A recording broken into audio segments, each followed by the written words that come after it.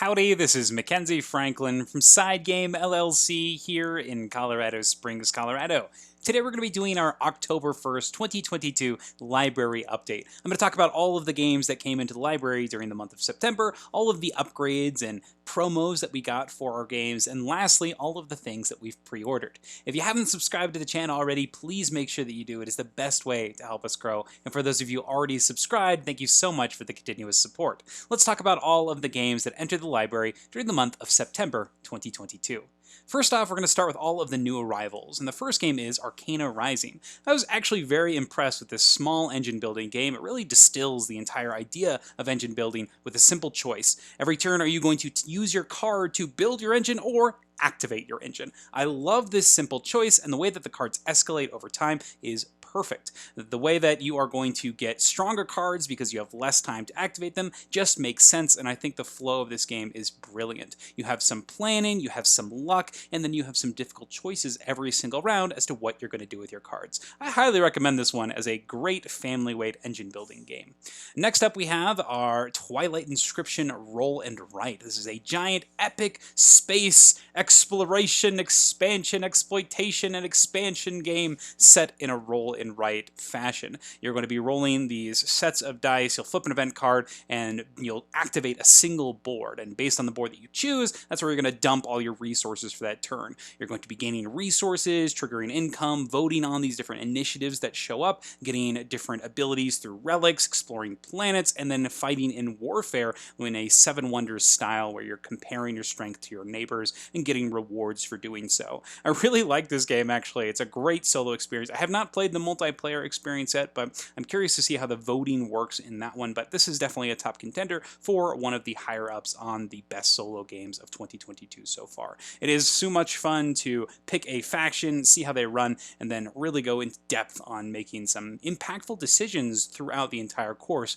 of this game. I really enjoy this one, and it's one that you need to check out. If you like the Twilight Imperium theme and this space exploration and control and warfare, but not necessarily the gigantic gameplay of opportunistic combat, exploration, and diplomacy. So this is very much a roll and write game, something you need to be aware of, but it has a cool Twilight Imperium theme.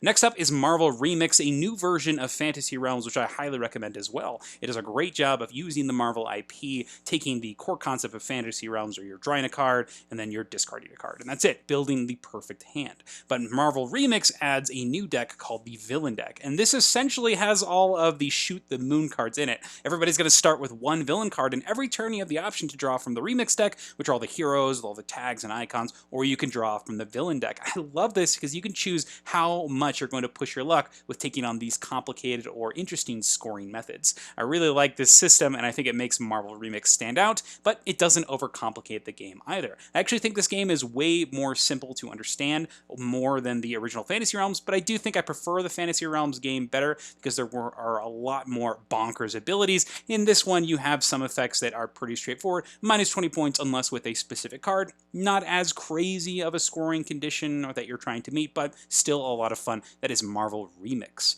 Next up, we have Marrakech, and this is a game that I had played the first time with a friend of mine, Dan, and I was very blown away with how approachable this game was and how much fun it was. It's very simple, as you are going to be rolling a die, moving a character, and then placing out a carpet. However, whenever you roll, if you ever roll and move one of these characters onto a carpet, you're going to have to pay money based on the area of the carpets that you've landed on. It is a roll and move game, but you're creating the odds because when it's your turn, you're allowed to change the position of this character, and wherever your character ends up, that's where you're going to have to land. So it's more push your luck than it is straight up roll to move, but it does still implement it, but I think it does it really well. This is a game where the turns are lightning quick. You're constantly going to be growing this board, and you'll have this huge layout of carpets overlaying each other. Now, I was a little disappointed. The current printing of it wasn't as nice as the game that I initially played. I really love the old carpet pieces and the wooden coins, but the new edition definitely does the job, and I think it is a lot of fun. But if anybody can find an old version for me,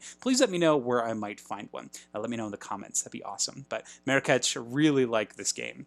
Next up, we have Battle Crest. This is a game that I was very excited for from Button Shy. It's done what I really wanted from a skirmish game, and that is have a simple set of cards that you can play a skirmish game with. And Battle Crest Crest does this with a unique board layout. They're going to have 6 cards that are laid out like so. You'll have a diagonal, and then you'll have a set of corners, and that is your board. So it's actually a 6x6 grid, so you can actually play on the outside here, and then you're going to be moving in the empty spaces inside.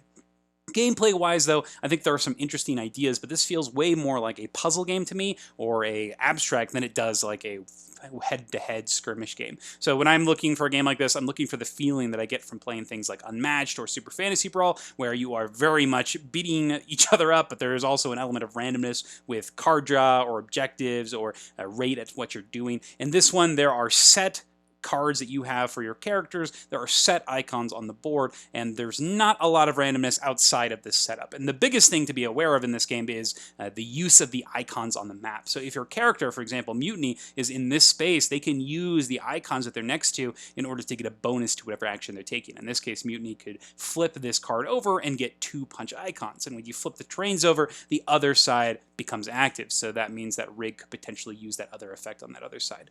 And so your terrain is really important, and so making sure that you're triggering that is very important. This one very much can be an analytic game where you sit there and you think, okay, this is the way to do this. It's all perfect information, so you know exactly what's going to be going on. And so it's not one I'm probably going to go back to a lot, but I do like the portability of it, and I think that's going to be its biggest strength, but it's definitely more of a puzzle than it is the typical skirmish style of game that I particularly enjoy. So that is Battle Crest. We also got the Battle Crest expansion collection that includes the 2 additional heroes with Whisper and Forge, and then we also have the solo mode, the Imperator. The solo mode for this game is okay.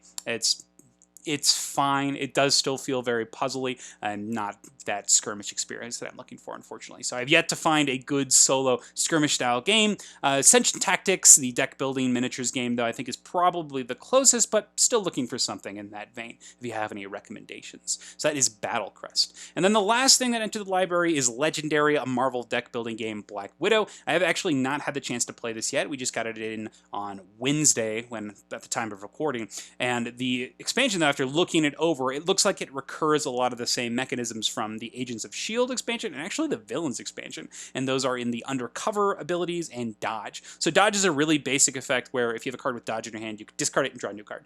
I love Dodge cards because they turn any card that could potentially be situational into something super flexible. And this card in particular, Evasive Acrobatics, is amazing. Dodge, and when you dodge with or play this card, you can also dodge with another card from your hand. So this card is just a playmaker in general. It makes any card in your hand better by getting the ability to discard, and you could discard itself to just replace it. This card will always be good. I really like cards like this. I think they're super important in card games for consistency's sake, and the new Black Widow is chock full of them. The other ability that it plays into is Undercover. Cards with Undercover, like Yelena here, they have abilities where they are going to go into your victory pile. And if they're there at the end of the game, they're worth extra points, which is awesome. You can bolster your score there. But there are also going to be effects in this pack where you can summon characters from that Undercover deck back into your hand. So there's going to be ways that you can reuse your characters. I really like this idea. I think it makes a lot of sense, and it's a good progression for the Undercover mechanism. Before, the mechanism was very slow, as a lot of cards were just getting strength for the amount of cards you had Undercover, and it made for a really boring experience because you weren't really doing a lot, and you were sending a lot of your cards Undercover, so you were making your deck weaker overall. There wasn't any big recursion, and the payoff cards were just not strong enough. So I'm excited to see how this revamps that mechanism, very similar to the way that the new Guardians pack revamped the old Guardians set. So I'm excited to play some of this one. So that's all of the new games, all the new arrivals. Now let's talk about the upgrades. First upgrades are all, I think actually all of the upgrades are Dice Tower promos. BGG had a sale recently where they finally hit the market, and this is great because you don't have to pay that like $80 or whatever to get 8 promos, and then you only actually wanted 2 of them. So I really like this portion. You still get to support the Dice Tower, but you get the promos that you really want. First one here is the Conspiracy Abyss Universe. Now, these are bonus cards that actually introduce a new mechanism in Alliance. So an Alliance here is a set of numbers that are all the same in victory point wise. So right here, you have all these ones. That's an Alliance of 5. So it just adds another thing to keep in mind when you're playing Abyss Conspiracy. Very cool mechanism. Next up are some foil cards for Air, Land, and Sea. These are just really nice upgrades. I love the way they look. Very easy to implement and switch out. Next, we have some more weapons for Catacombs 3rd Edition. More cards is always awesome, and these have some effects that are just going to be good all around. So you have some flame throwing, you have some range shots. I really enjoy Catacombs, and more content for it's always welcome. Next up are Foundations of Rome. This is an additional set of basically one promo card for each module, aside from the monuments, of course, because there's no miniatures. So I always like playing with these modules in general. I think they're one of the coolest parts of Foundations of Rome because that core system's so simple, so it's really easy to throw these in. My favorite one, though, definitely are the Invocation cards. I love the way that they get shuffled into the main deck, and they're an additional thing that you can spend coin nuts on. I really like that expansion. And next up here, we have another card for Lost Ruins of Arnak, Soothsayer's Runes. Not sure how I feel about this one yet. You choose an opponent's deck, and you pick any card into the deck. Seems like it'll increase the downtime in a game when it does show up, but seeing as it's an artifact card, maybe it's not going to happen so frequently. You're going to get it that one time you play it. I imagine you'll be using it a couple of times, but hopefully this doesn't bog down play too much. But I do find that interaction kind of fun, where you're using the effect of somebody else's thing, of course, but you're also putting it straight on top of their deck after you use it, so you're ensuring that they're going to get it for the next draw. And then lastly, we have the, not lastly, we got a couple more left. This is the Now or Never Dice Tower promo, just another enemy for the game that offers a unique reward and a high strength value. And then the last promo here is the Summoner Wars Brub promo card. I'm not sure if this card is actually going to get used very much because it isn't part of a pre-built deck, and that's pretty much the only way that we play Summoner Wars, but this character here does seem very interesting, has the potential to do a lot of damage after each time the unit attacks. If all of the dice have a bow symbol, then it gets to roll again. And it's only rolling one die, so it could go until it misses. So this is pretty scary. Reminds me of relentless characters from Cloudspire. And those are all of the upgrades for this month, just a lot of promos. And that brings us to the pre-orders. The first pre-order here is Robomon. This is a clearly Pokemon-inspired game. It's got solo and two-player modes that it's at the forefront here. But just take a look at this production. I love the world here. You have these large maps with QR codes that are going to give you music. You have these full graphic novel style cutscenes. This is incredible. I love the entire design model of this. The new Robomon look adorable and cute. They definitely have their own aesthetic here, and very similar to something like Digimon, you're going to see them upgrade with different parts and equipment. So it gives me a good mix of the two styles here. I'm very excited to try this one. I think that the system looks very smooth overall, but the biggest gripping thing here is I've been asking for a Pokemon-style game for a long time. Hoplomachus Victorum actually is supposed to be very similar to something like Pokemon, where you're going to be getting a group of characters that you fight throughout the game and then take those characters to fight a final boss. And that's wild that that's a Pokemon style, but it makes sense. And I'm curious to see how this one goes. Monster collecting is just a great idea in general, and I'd love to see it in more games, so Robomon is here for that. Super excited for this one. Next up, we have the War for Arrakis, Dune. This is the same designer of War of the Ring, so from that, I'm very excited to try this one. But it seems like it's an overall more streamlined approach to the entire gaming system. And I think that's the biggest draw for me, is it's going to be this giant epic experience, but in a streamlined setting. The upgrades here for the Kickstarter edition are 3D versions of the components. I love this in Rising Sun. I love this in Ankh, in Blood Rage. They're just upgrades to the tokens that come in the base game. So my favorite kind of Kickstarter exclusives are the purely non-gameplay functions. There is a Kickstarter exclusive Smuggler's Expansion, though, so excited that we'll get to give that one a try. And the biggest kicker here is this game does have a solo mode, which means that I'll be able to learn it, I'll be able to play it, and if it's great, heck, it's going to maybe become one solo game that I go to a lot, but it's also going to let me teach the game very well, because I'll get a chance to play and discover the systems and be able to actually give some good teaching tips throughout the process. So it's not one that I'm going to have to stumble through or learn before I set up somebody for this large experience. We also have unlocked from the Kickstarter a gigantic sandworm miniature, which sounds super fun. I love it when they do stuff like that, and this is just chock full of all of the characters, and the models are designed after the book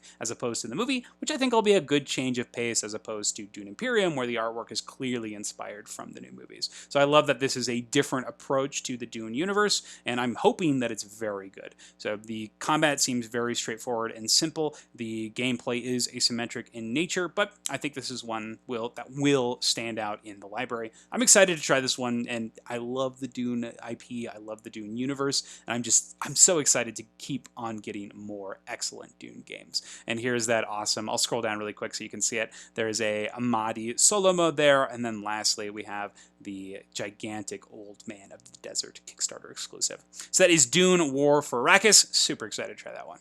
Next up, we have another iteration of Terraforming Mars. This is Terraforming Mars, the dice game. This is the cheapest one that's out there. By kickstarting this, we get the promo pack for free. Sounds great. This one in particular has a really cool action mechanism where every turn you get the option to either roll dice and produce resources, or you're going to be taking actions with the things that you've actually collected and the cards that you've been playing. I love this. This is such a straightforward, simple choice. I believe that the game is... oh man, maybe I'm talking wrong now. I think the game is simultaneous gameplay. Maybe I'm wrong. Correct me if I'm wrong. But the fact that it's such a straightforward system and uses the iconography and overall arc of the original Terraforming Mars is wonderful. It even retains the milestones and the objectives from the original game, which I think is great. I know that was something that people were missing in Ares Expedition, and I have to agree with that. I think that the competition there is pretty important to what's actually happening and caring about what other people are doing. So I'm glad to see that it's back here in this core game. And who knows, if this is successful, it may get the same treatment as Ares did, where it's going to get a lot of expansions, but I hope that they just make another awesome core game that gives me that experience, but in a different way. So I'm excited to roll some dice and terraform Mars. And then the last thing on here we have to talk about is the pre-order for the Storm Marvel Champions Hero Pack. Very excited to play this one. This one has a unique weather deck. You have Aurora, Monroe, and Storm. When you flip into Storm, every turn you're going to be able to swap the current weather and get some immediate bonus, and then the Storm, the weather card, will also change the abilities of some of your other cards you're playing. There's a lot of powerful zero-cost cards in her deck that allow you to switch the Storms out, but then she's also paired with Leadership, which are going to give her a lot of amazing X-Men allies, and in particular, there's a new card, to me, my X-Men. I'll go ahead and pull it up here for you, and this is going to really change the way that the game is played, particularly with that X-Men trait.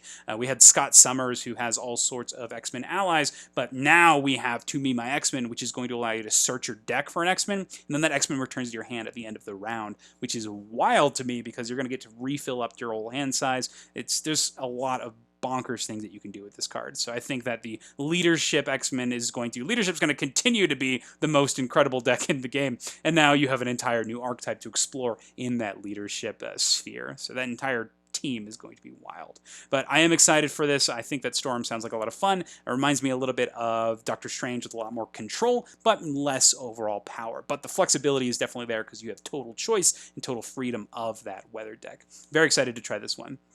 And then I do want to quickly mention on the Marvel Champions front, we did just get in a bunch of LCGs. If you saw my little sign here, we did get a bunch of LCGs for our library that just came in today, but only half of them came in. So I only received half of the Marvel Champions stuff and only half of the Arkham Horror stuff, but we're supposed to receive the whole Scarlet Keys campaign. Have not had a chance to play that because we just don't have it all yet, so I don't want to start it if it's not complete. And then the same thing with the Marvel Champions stuff. We're missing out on 2 of the hero packs, and so don't want to dive into that and give my entire thoughts yet, so I'm going to save those for next month. So if you made it to the end of this video and you're wondering where those are, they just missed out on this video, I'll make sure to detail them in our next library update. But that's it. Those are all of the games that entered our library, all the upgrades, all the pre-orders. If you have any questions about any of these games I talked about here, please let me know down in the comments below. What games entered your personal collections during the month of September? What games are you excited to play? What games are still on your shelf of shame? What games are you just in general